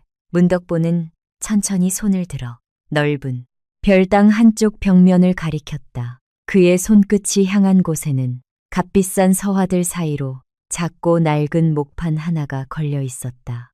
곁에 그림자처럼 서 있던 최일도가 소리 없이 다가가 그 목판을 떼어 한덕수의 눈앞에 내려놓았다. 목판 안에는 빛바랜 관아의 포상문과 함께 15해 전 어느 날의 기록이 새겨져 있었다. 남해 앞바다 조운선 침몰 뱃사공. 자신의 두 다리를 대가로 마지막 생존자를 구하다. 한덕수의 시선이 덜덜 떨리며 그 기록으로 향했다. 낡은 글귀 곁에는 처참하게 부서진 배의 쇠붙이에 두 다리가 깔린 채 피투성이가 된 뱃사공의 모습이 그려져 있었다. 그 뱃사공은 엄청난 고통 속에서도 자신이 밀어올려 살려낸 생존자가 구조선에 무사히 오르는 것을 지켜보고 있었다. 그 순간이었다. 한덕수의 뇌리 깊숙한 곳, 그가 평생 바쳐 꽁꽁 숨겨두고 외면해온 시간의 기억이 거대한 파도처럼 밀려와 그의 머릿속을 강타했다. 15해 전나라 재정이 흔들리며 첫 장사가 쫄딱 망하고 빚쟁이들에게 쫓겨 식솔들 몰래 야반 도주를 결심했던 밤, 그는 낡은 소형 조은선의 밑바닥에 숨어 몰래 배를 타고 외국으로 몸을 피하려 했다. 하나 예보에도 없던 최악의 폭풍이 덮쳤고 배는 차가운 남녘 바다 한가운데서 두 동강나며 침몰하기 시작했다. 배 아래 좁은 통로, 물이 허리춤을 넘어 목까지 차오르던 그 진흙 같은 어둠 속에서 살려달라 발버둥치던 한덕수의 뒷덜미를 낚아챈 손이 있었다. 방수 옷을 입은 뱃사공이었다. 뱃사공은 자신의 숨결을 나누듯 한덕수를 끌어안다시피 하며 출구를 향해 헤엄쳤다. 갑판 위로 올라와 구조선에 몸을 던지려는 찰나 거대한 파도가 들이치며 배의 굵은 돛대가 부러지며 무너져 내렸다. 쾅! 무너지는 나무, 기둥이 두 사람을 덮치려건 절체절명의 순간, 한덕수는 살아야겠다는 짐승 같은 본능에 휩싸여 자신을 보호하려던 뱃사공의 어깨를 발로 세게 걷어차 밀쳐버렸다. 그 반동으로 한덕수는 바다로 몸을 날려 목숨을 건졌다 하나 그에게 밀려 중심을 잃은 뱃사공은 피할 틈도 없이 무너져 내리는 굵은 나무 기둥 아래에 하반신이 깔리고 말았다. 구조선 위에서 한덕수가 뒤를 돌아보았을 때 어둠 속에서 들려오던 그 끔찍한 비명소리, 뼈가 으스러지는 소리 하나, 한덕수는 자신이 그를 밀었다는 사실이 들통날까 두려워 다른 뱃사람들에게 저 사람이 나를 구하려다 혼자 깔렸다고 거짓말을 한 뒤 도망치듯 그 자리를 빠져나왔다. 그는 그 뒤로 단 한 번도 그 뱃사공을 찾지 않았다. 자신이 인간 이하의 짓을 저질렀다는 죄책감을 마주하기 싫어 그 기억 전체를 머릿속에서 완벽하게 지워버렸던 것이다. 설마 한덕수의 입술이 새파랗게 질리다 못해 보랏빛으로 변했다. 그의 시선이 목판 속 피투성이 뱃사공의 얼굴에서 서안 뒤에 앉은 문덕보의 서늘한 얼굴로 천천히 옮겨갔다도 도방주 문덕보가 낮고 뚜렷하게 선고했다. 그렇소 15해 전 이 두 다리를 통째로 바쳐 기어이 살려낸 자가 바로 그대였소. 한덕수의 입에서 영혼이 빠져나가는 듯한 신음이 새어나왔다. 자신이 살고자 밀쳐내어 다리를 잃게 만든 생명의 은인, 그 은인을 버리고 도망쳐 악착같이 모은 재물로 세운 가문이 한영방이었다. 그런데 자신의 아내가 그 은인의 얼굴에 근본 없는 병신이라며 물을 끼얹었고 자신의 아들이 그 은인의 딸의 가슴에 대못을 박았다. 이것은 우연이 아니었다. 세상에서 가장 잔혹하고 완벽하게 짜인 하늘의 형벌이었다. 의학 한덕수가 짐승처럼 울부짖으며 자신의 머리카락을 쥐어뜯었다. 그는 미친 사람처럼 바닥에 이마를 쾅쾅 챙기 시작했다. 이마가 찢겨 붉은 피가 터져 나왔으나 그는 멈추지 않았다. 고통조차 느껴지지 않는 듯했다. 제가 죽일 놈입니다. 제가 개만도 못한 자입니다. 도방주 어른, 제발 저를 죽여주십시오. 그때 제가 죽었어야 했는데 피투성이가 된 한덕수가 문덕보의 신발 끝을 붙잡으려 바닥을 기었다. 그 참혹한 진실을 곁에서 듣게 된 최씨 부인은 자신이 무슨 짓을 저질렀는지 비로소 완벽하게 깨닫고는 눈을 희번덕거리다 그 자리에서 거품을 물고 혼절해버렸다. 한도영 역시 부모의 끔찍한 과거와 눈앞에 지옥도에 정신을 놓은 채 헛구역질을 해대기 시작했다. 방 안은 한덕수의 절규와 피비린내로 가득 찼다. 하나 문덕보는 자신의 발끝을 붙잡고 오열하는 한덕수를 적은 없었소. 문덕보의 목소리가 처음으로 미세하게 떨렸다. 두려움에 떨며 살고자 발버둥치던 그대의 그 이기심조차 내가 지켜내야 할 목숨이었으니까. 내 두 다리를 잃은 것은 후회하지 않았소. 그것이 바다를 등짓네 본분이었고 내 명이었으니 한덕수는 바닥에 엎드린 채 오열했다 하나. 문덕보의 눈빛이 순식간에 차갑게 식어내렸다. 15해 전 그대를 살려낸 대가로 내 딸이 그 요릿집에서 그대 아내에게 짓밟히고 피눈물을 흘려야 했다면 이야기가 다르지. 문덕보는 손수건을 꺼내 한덕수의 피가 묻은 자신의 신발 앞을 닦아낸 뒤 손수건을 바닥에 툭 던졌다. 마치 못된 자를 내치듯 최일도 도방주 어른 한영방은 오늘부로 가산을 탕진케 하여 상단 문을 닫게 한다. 이 일가의 사제와 전답, 저태까지 반푼의 재산도 남기지 말고 전부 압류하여 정리하라. 살려주십시오. 도방주 어른, 제발 한덕수의 처절한 비명이 별당 회랑을 찢어지게 울렸으나 문덕보는 뒤도 돌아보지 않고 의자를 돌려 창밖의 강을 응시했다. 거대한 상계의 포식자가 오만했던 사냥감의 숨통을 완벽하게 끊어버리는 순간이었다. 별당에서의 그 끔찍했던 대면 이후 몰락은 문자 그대로 폭풍처럼 휘몰아쳤다.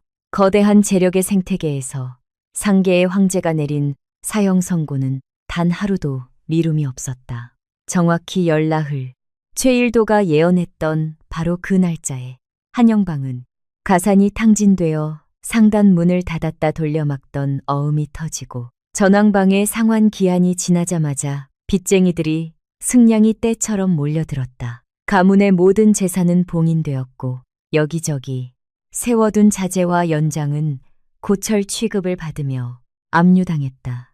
그 파멸의 칼날은 한덕수 일가의 사제까지 무자비하게 뒤졌다. 안 돼, 이건 내 것이야. 내가 중국에서 직접 사들인 자개 병풍이란 말이오. 손대지 마시오, 대저택에 관하. 집달리가 들이닥쳤을 때 최씨 부인은 미친 사람처럼 대청 한가운데를 뒹굴며 악을 썼다. 하나 무표정한 집달리들은 그녀의 비명을 배경 삼아 으뜸가는 자개 가구며 비단, 방석이며 심지어 최씨 부인의 패물함에까지 가차없이 붉은 봉인지를 척척 붙여나갔다. 마님 관의 일을 방해하시면 잡혀가십니다. 당장 비키십시오. 싸늘한 경고에 최씨 부인은 결국 바닥에 주저앉아 짐승 같은 오열을 토해내야 했다. 그렇게 그들은 수백량 재산가에서 하루아침에 엽전 한 뼘 없는 완벽한 알거지로 전락하고 말았다.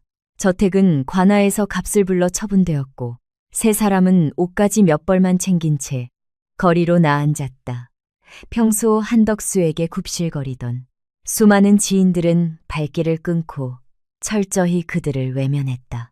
이래 뒤 읍내 변두리, 허름한 목욕간, 출축한 땀 냄새와 눅눅한 수건 냄새가 진동하는 봉당 구석에 낡고 빛바랜 무명 옷을 입은 세 사람이 유령처럼 웅크리고 앉아 있었다. 아버지, 저 배고파요. 우리 언제까지 여기서 자야 해요.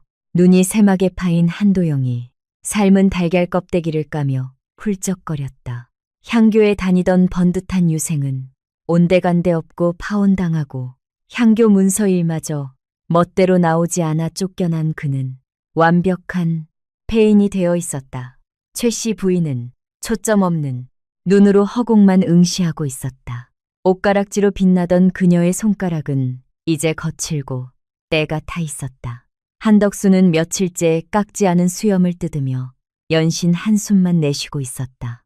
그의 머릿속에는 15해 전 어둠 속에서 들려오던 뱃사공의 뼈가 으스러지던 소리와 내 딸이 피눈물을 흘리게 했다며 분노하던 서늘한 눈빛만이 무한히 되풀이되고 있었다. 그때였다. 한덕수 날이 여기서 뵙는군요. 봉당의 어수선한 소음을 뚫고 지극히 정갈한 목소리가 들려왔다. 한덕수가 소스라치게 놀라 고개를 들자 완벽하게 다려진 비단 도포 차림의 최일도가 그들 앞에 서 있었다. 매캐한 봉당 공기 속에서 그가 풍기는 은은한 침향이 유독 날카롭게 느껴졌다. 한덕수는 벌떡 몸을 일으켜 무릎을 꿇었다. 최총행수 도방주, 어른께서 도방주, 어른께서 혹 저를 부르셨습니까? 죗값을 치르라면 감옥에라도 가겠습니다. 제발 이 지옥에서만 꺼내주십시오. 최일도는 바닥에 엎드린 한덕수를 싸늘하게 내려다보며 품에서 두툼한 문서봉투 하나를 꺼내 던졌다. 툭! 이게 무엇입니까? 한덕수가 덜덜 떨리는 손으로 봉투를 열었다. 안에는 관아의 인장이 찍힌 문서들이 들어있었다. 글자를 읽어 내려가던 한덕수의 두 눈이 믿을 수 없다는 듯 커졌다. 이건 저택 집문서, 그리고 값을 받지 않고 머물게 한다는 약조문. 그렇습니다. 최일도가 무표정하게 설명했다. 관아에서 값을 불러 처분한 그 저택을 저희 천일상단에서 값을 치러 사들였습니다. 그리고 도방주 어른의 뜻에 따라 그 저택을 그대들 일가에게 평생 값없이 빌려주기로 했습니다. 내일 당장 짐 싸서 다시 저택으로 들어가시지요. 순간 넋이 나가 있던 최 씨 부인의 눈에 생기가 확 돌았다. 그녀가 한도영의 팔을 부여잡고 소리쳤다. 여보, 들었어요. 저택을 돌려준대요. 우리가 살던 그 대저택을 도방주 어른이 우리를 용서하신 거예요. 은혜 아버지가 그래도 사돈이 될 뻔한 인연이라고 우리를 가엾이 여기신 거라고요. 한도영 역시 왈칵 눈물을 쏟으며 안도했다. 저택만 있다면, 그 으리으리한 저택만 있다면 다시 어떻게든 일어설 수 있을 것 같았다. 하나 한덕수의 표정은 달랐다. 그는 험한 장사판을 굴러본 사람이었다. 그 잔혹하고 철저했던 문덕보가 자신들을 쥐도 새도 모르게 밟아뭉갠 그 포식자가 이토록 자비로운 용서를 베풀 리가 없다는 것을 본능적으로 직감했다. 최총행수 조건이 무엇이오? 도방주. 어른께서 어찌어찌 저희에게 이런 과분한 한덕수의 물음에 최일도의 입가에 처음으로 서늘한 미소가 번졌다. 용서라니 착각이 심하시군요. 최일도는 신끝으로 바닥을 톡 치며 말을 이었다. 조건은 명확합니다. 첫째, 은혜. 아가씨가 사는 곳에서 백리 안으로는 절대 들지 말 것. 둘째, 그대들 가솔은 죽는 날까지 그 저택을 벗어나 다른 곳으로 옮겨 살 수 없습니다. 문서로 못을 박아두었으니 저택을 담보로 돈을 빌리거나 세를 주거나 팔아넘기는 것은 절대 불가합니다. 팔거나 세를 줄 수 없다고요. 최 씨 부인이 당황하며 되물었다. 그렇습니다. 오직 거주만 허락된 공간이지요. 도방주 어른의 말씀을 그대로 전해드리겠습니다. 그렇스. 최일도가 허리를 살짝 숙여 한덕수의 귓가에 대고 하늘의 선고처럼 속삭였다. 평생 그 거대한 저택에서 단 한 푼의 재물도 없이 갇혀 살아라. 화려한 빈 껍데기 속에서 매일매일 너희의 오만함이 부른 파멸을 뼈저리게 느끼며 살아가는 것. 그것이 너희에게 내린 벌이다라고 하셨습니다. 한덕수의 얼굴에서 마지막 남은 핏기마저 싹 가셨다. 그제야 그는 이 값없이 머물게 한다는 말 속에 숨겨진 문덕보식, 복수의 끔찍한 진면목을 깨달았다. 대저택 그곳은 으리으리하고 화려하나 지키는 비용만 상상을 초월하는 괴물이었다. 한 달 집을 돌보는데 드는 품삯과 재물만 해도 큰돈이요. 한겨울에 방을 데우고 한여름에 얼음을 쓰려면 그 값이 우습게 나갈 곳이었다 하나 그들에게는 지금 당장 죽 한 그릇 살 엽전조차 남아있지 않았다. 대저택을 팔 수도 방 한 칸 세를 줄 수도 없는 처지. 빚쟁이가 된 그들이 밖에서 마기를 해봤자 그 돈은 고스란히 저택을 돌보는 품격과 대감값을 대는데 탕진될 것이 뻔했다. 세를 못 내 등불조차 켜지 못하고 물조차 끊긴다면 그 거대한 저택은 세상에서 가장 차갑고 끔찍한 무덤이 될 터였다. 거리에 나앉는 것보다 훨씬 더 잔인하고 교묘한 법도 안에서 만든 빠져나갈 수 없는 굴레, 오만과 자랑에 맞지 않던 그 알량한 부와 껍데기 안에 평생 그들을 가두어 말려 죽이겠다는 완벽한 설계였다. 아, 한덕수의 입에서 절망적인 신음이 새었다. 최일도는 문서 봉투를 툭 치고는 몸을 돌렸다. 내일 아침 진 씨의 관리인이 가서 저택문을 열어드릴 것입니다. 부디 그 화려한 저택에서 오래오래 만수무강하시길. 최일도가 떠난 자리에는 완벽한 침묵만이 남았다. 최 씨 부인은 그제야 상황을 파악하고 사시나무 떨듯 몸을 떨기 시작했다. 다음 날 저녁 세 사람은 다시 저택으로 향하는 언덕길을 걸어 올라갔다. 굳게 닫혀있던 웅장한 대문이 열리고 안으로 들어섰으나 마당에 아름답던 정원수들은 관리가 안 되어 이미 시들어가고 있었다. 대청문을 열자 넓고 택한 공간이 그들을 맞이했다.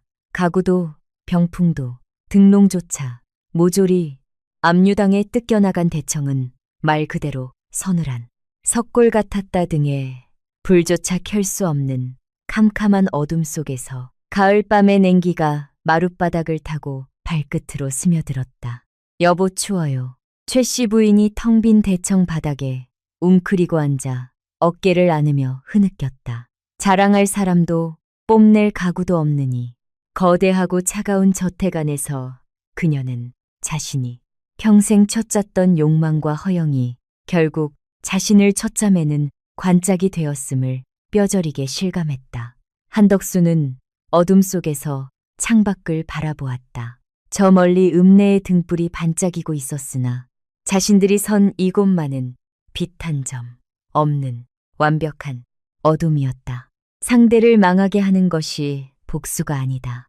내가 끝까지 내 모습을 유지하며 저들이 스스로 만든 지옥을 보게 하는 것이 진짜 복수다. 자신을 바다에서 건져 올렸던 그 사내는 이제 자신들을 캐 위에 가장 화려한 무덤 속의 산채로 묻어버렸다. 한도영은 구석에 쪼그려 앉아 멍하니 허공을 응시했다. 그의 손에는 은혜에게 돌려받았던 차갑게 식어버린 옷가락지만이 위태롭게 쥐어 있었다 하나. 이 가락지를 팔아 밥을 사 먹는다 한들 이 끔찍한 감옥에서의 삶은 결코 끝나지 않을 것이었다. 그것은 사람이 뿌린 씨앗이 가장 정확하고 잔혹한 형태로 제자리에 돌아와 싹을 틔운 완벽한 인과응보의 결말이었다. 모든 것이 폭풍처럼 지나간 뒤 한 달이라는 시간이 흘렀다. 한덕수 일가가 그토록 애지중지하던 한영방의 이름은 어깨에서 완벽하게 지워졌다.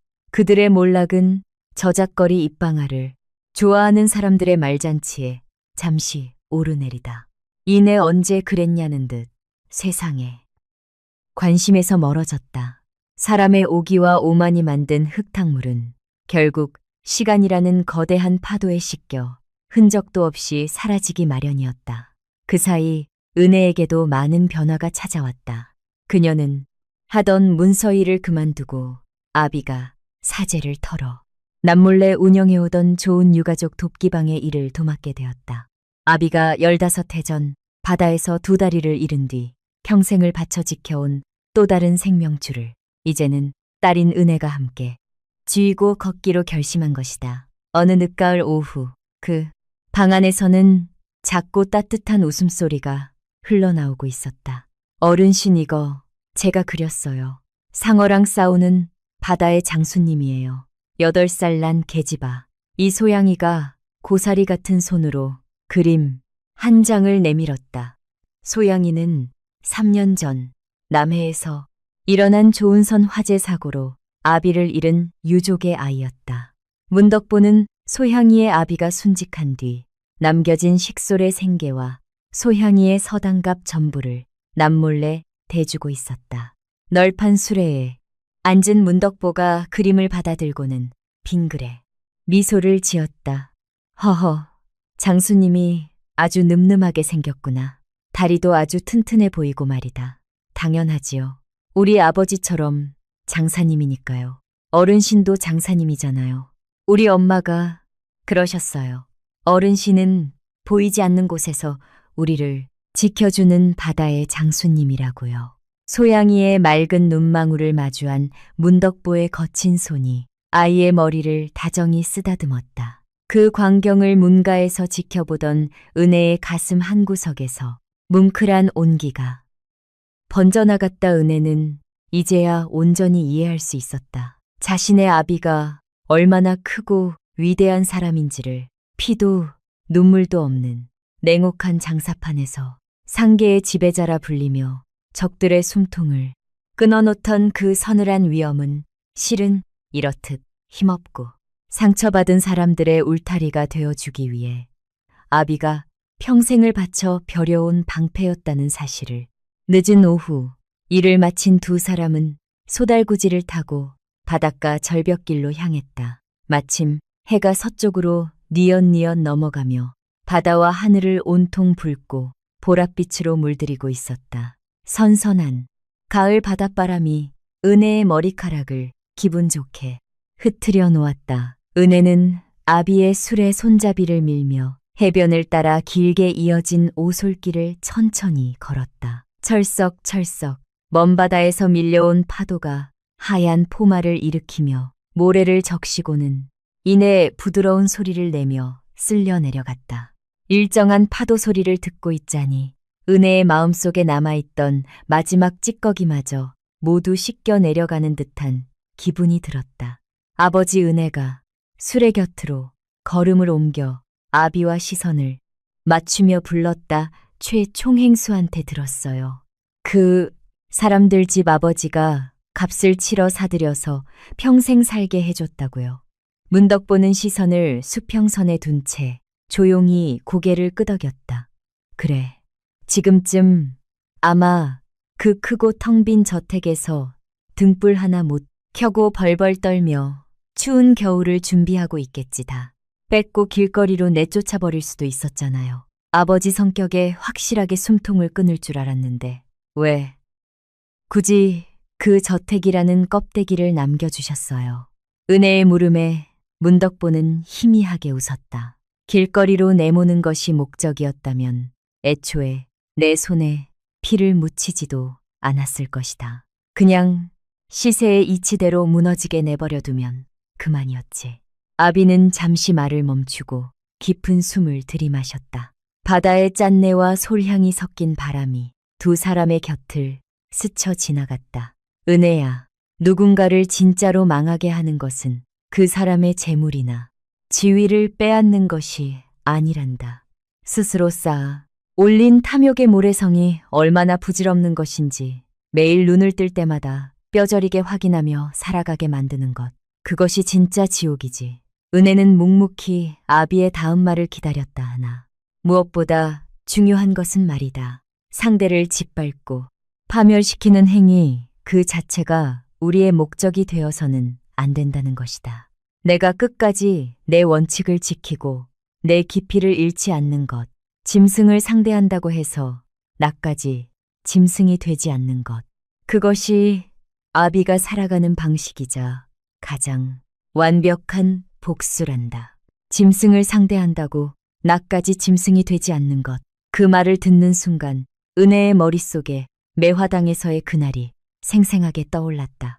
최씨, 부인이 던진 차가운 물을 온몸으로 뒤집어 쓰고도 아비는 분노로 날뛰지 않았다. 그저 눈을 감고 호흡을 고른 뒤 시비가 건넨 수건으로 물기를 닦아내고는 그 수건을 아주 반듯하게 정갈한 사각형으로 접어 상 위에 올려두었을 뿐이었다.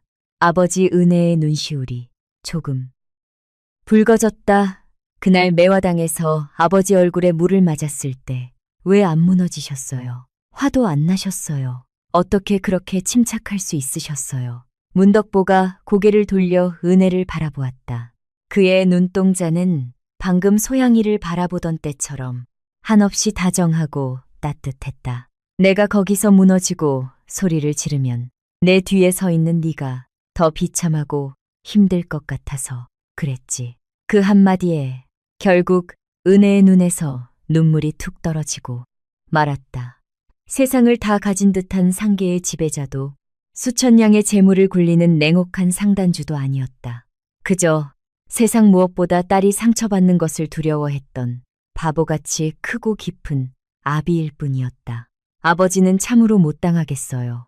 은혜가 콧소리를 내며 아비의 넓은 어깨에 얼굴을 묻었다. 문덕보는 소리내어 웃으며 딸의 등을 토닥였다. 그리고 말이다. 문덕보가 장난기 어린 목소리로 덧붙였다. 그날 요릿집에서 수건을 각 맞춰서 곱게 접을 때 아비는 이미 속으로 생각했지.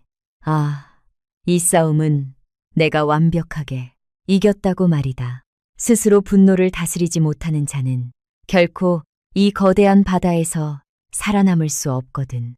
은혜도 결국 눈물 맺힌 얼굴로 활짝 웃음을 터뜨렸다. 고마워요, 아버지. 은혜가 맑은 하늘과 황금빛으로 부서지는 바다를 번갈아 보며 속삭였다. 제 든든한 우산이 되어주셔서, 그리고 저를 그 진흙탕에서 꺼내주셔서. 하나, 문덕보는 고개를 가로저었다. 아니다, 은혜야. 아비는 내 위로 떨어지는 빗방울을 평생 막아주는, 우산도 거센 파도를 막아주는 방파제도 아니다. 그는 자신의 무릎 아래 텅 빈 바짓단을 두드렸다. 아비는 그저 네가 언젠가 홀로 거대한 폭풍우를 만나더라도 피하지 않고 그 거센 물결 앞에서도 쓰러지지 않고 두 발로 굳게 설 수 있도록 가르쳐주는 사람일 뿐이다. 너는 아비보다 훨씬 더 단단하고 지혜로운 사람이 될 테니. 먼 바다에서 날아온 갈매기 한 마리가 두 사람의 머리 위를 선회하며 힘차게 날갯짓을 했다. 파도는 언제나 제자리로 돌아온다. 사람이 뿌린 악의 씨앗도 선의 씨앗도 결국에는 파도를 타고 자신에게로 돌아오게 마련이다. 재물과 오만의 눈이 멀어 타인을 짓밟았던 자들은 결국 자신이 만든 화려한 껍데기 속에 갇혀 숨을 헐떡이고 있으나 끝까지 자기 자신을 지켜낸 사람들은 이렇듯 넓고 눈부신 파도 앞에 당당히 마주 서 있었다. 은혜는 술의 손잡이를 다시 꼭 쥐었다. 이번에는 손끝이 전혀 떨리지 않았다. 그녀의 발걸음은 모래사장 위를 걷고 있었으나 그 어느 때보다 가볍고 단단했다가요.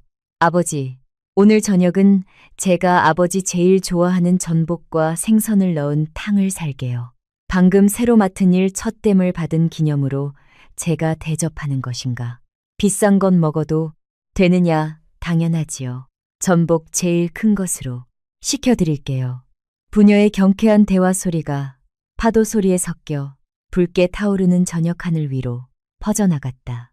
그들의 등 뒤로 내일이면 다시 찬란하게 떠오를 해를 품은 푸른 바다가 끝없이 일렁이고 있었다.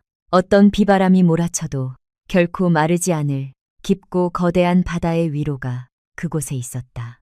오늘의 이야기 어떻게 들으셨는지요? 우리는 살아가면서 수많은 인연을 맺고 때로는 상대의 겉모습만으로 함부로 그 사람을 판단하는 잘못을 저지르곤 합니다. 하나, 오늘의 이야기는 우리에게 보여줍니다. 참된 강함은 재물이나 권세가 아닌 어떤 상황에서도 품위를 잃지 않는 단단한 마음에서 나온다는 것을요. 오만의 씨앗이 결국 파멸이라는 열매를 맺는 것처럼 우리가 뱉은 말과 행동은 언젠가 반드시 우리에게로 돌아온다는 사실을 다시 한번 가슴 깊이 새기게 됩니다. 여기까지 들어주신 여러분께 제 마음 깊은 곳에서 우러나오는 진심 어린 감사의 말씀을 전합니다. 좋아요와 공유를 눌러주시고 매일 이 시간에 올라오는 제 다음 영상들도 계속 시청해주세요. 진심으로 감사합니다.